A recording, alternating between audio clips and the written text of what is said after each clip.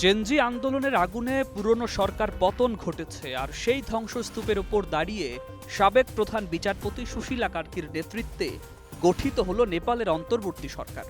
সামনের দিনগুলোতে তাদের কাঁধে বিশাল দায়িত্ব।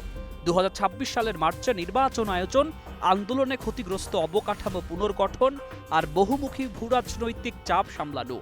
এ যেন সুশীলার এক হাতে বাঁশের বাঁশুরি, অন্য হাতে রণতুর্য। সরকারের শপথের পরেই দেশ বিদেশ থেকে শুভেচ্ছার বন্যা বইলেও বিশেষজ্ঞরা সতর্ক করেছেন, অন্তর্বর্তী সরকারের পথ চলা হবে খারাপ পাহাড় বেয়ে ওঠার মতো কঠিন। ভুল হিসাব মানেই আবারও অস্থিরতা।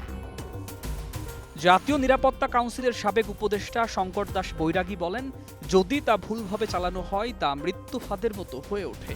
তিনি আরও সতর্ক করেন, কূটনৈতিক মিশনে কৌশলগত পরিকল্পনা থাকা জরুরি, না হলে নীতি অন্যদের মনোভাবের কাছে বন্দী হয়ে যায়। ত্রিভুবন বিশ্ববিদ্যালয়ের অধ্যাপক মৃগেন্দ্র বাহাদুর কার্কি বলেন, নতুন প্রধানমন্ত্রীকে দেয়া শুভেচ্ছা বার্তাগুলো, বিশেষ করে দালাই লামার অভিনন্দন, জনগণের মধ্যে সন্দেহ তৈরি করেছে। চীন, ভারত, যুক্তরাষ্ট্র সবার সঙ্গে ভারসাম্যপূর্ণ সম্পর্ক বজায় রাখা এখন সবচেয়ে বড় চ্যালেঞ্জ। বিশ্লেষক সিডি ভট্ট মনে করেন, অভ্যন্তরীণ স্থিতিশীলতা ছাড়া আন্তর্জাতিক আস্থা অর্জন সম্ভব নয়।